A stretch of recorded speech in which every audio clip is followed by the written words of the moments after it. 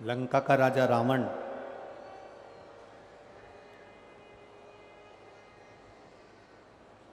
जब पार्थिव शिवलिंग की स्थापना करने के लिए गया तो अपने सिर के मुकुट को जमीन पर रखकर गया। किसी सिंहासन पे अपने मुकुट को रखकर नहीं गया। किसी सिंहासन पर अपने मुकुट को नहीं रखा है। किसी सिंहासन पर लंकाधिपति रावण अपने मुकुट को रखकर नहीं गया। किसी गादी पर लंकाधिपति रावण अपने मुकुट को रखकर नहीं गया। लंकाधिपति रावण जब पार्थिव शिवलिंग के निर्माण के समय पर गया, प्राण प्रतिष्ठा करने के समय पर गया, तो लंकाधिपति रावण अपने अहंकार के मुकुट को जमीन पर रखकर गया, भूमि पर।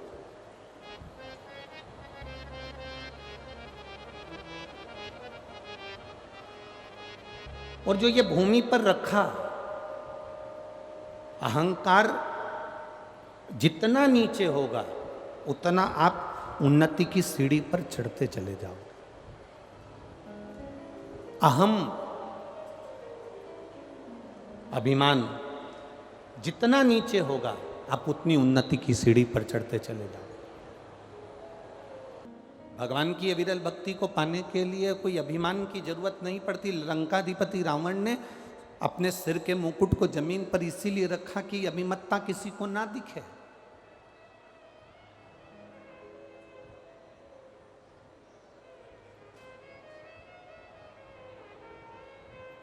यह अभिमत्ता हमको नजर ना आए।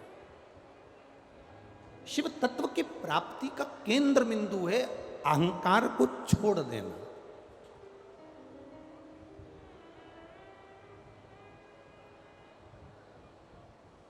और जब तक हमारा अहंकार हमारे पास से नहीं जाता तब तक हमें भक्ति का आनंद ही नहीं आता।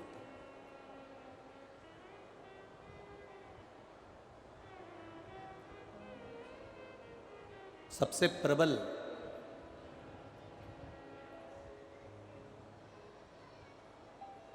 सबसे मूल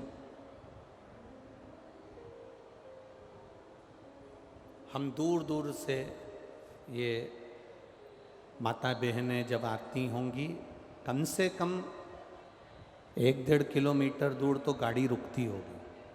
बोलो सही है कि गलत है? क्यों री जी? हाँ सही है। कम से कम 1 किलोमीटर दूर तुम्हारा ऑटो रोक देते होंगे, तुम्हारी गाड़ी रोक देते होंगे, 1-1.5 किलोमीटर दूर।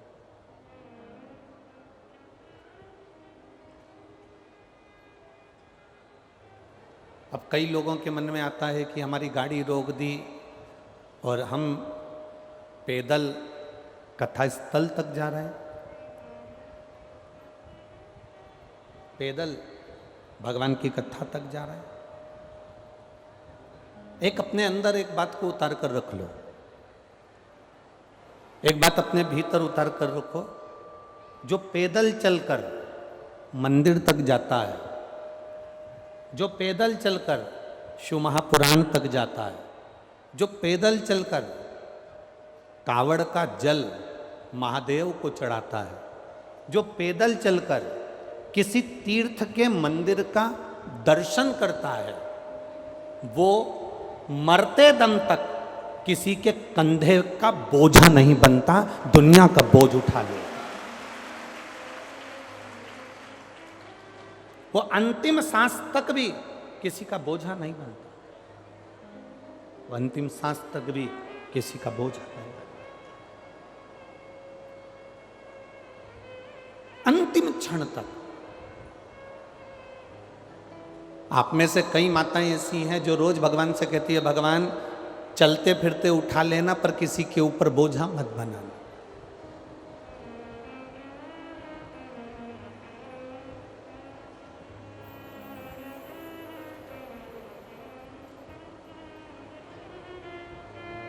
चलते फिरते उठा लेना पर किसी पर बोझा मत बनाना। भगवान से होता है, सबसे ज्यादा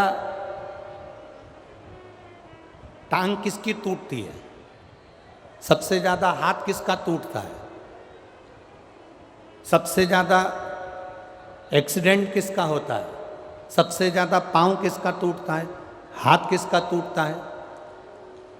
पूरे दतिया में घूम कर देखना, कभी किसी अंधे का हाथ नहीं टूटेगा।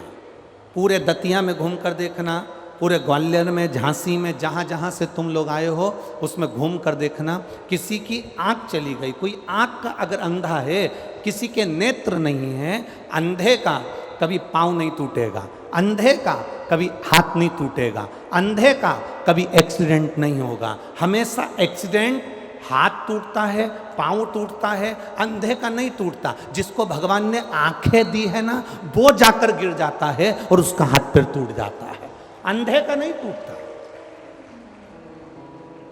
अंधा व्यक्ति जब भी चलता है अपनी छड़ी से संभल कर चलता है, और आंख वाला व्यक्ति अपनी जवानी के जोश में जब चलता है तो इधर उधर लोगों को पटकता हुआ, गिराता हुआ और खुद भी गिरता हुआ चलता है, क्योंकि अहंकार के उस अहम में उसकी आंखें चली गई है। नेत्र भले हो पर अहंकार में उसके नेत्र चले गए।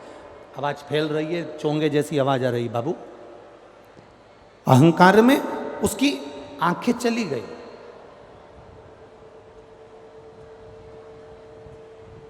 अहंकार में उसका, अहम में उसके नेत्र गए।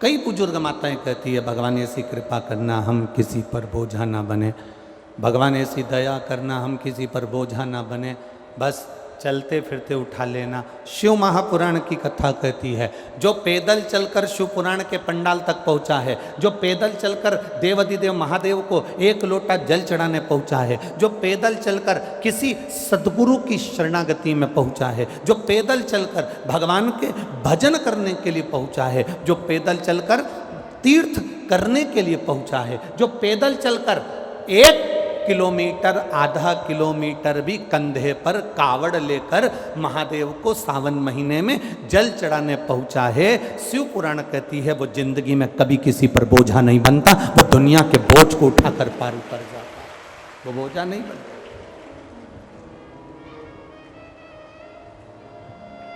वो जिंदगी में कभी किसी का बोझा नहीं बना।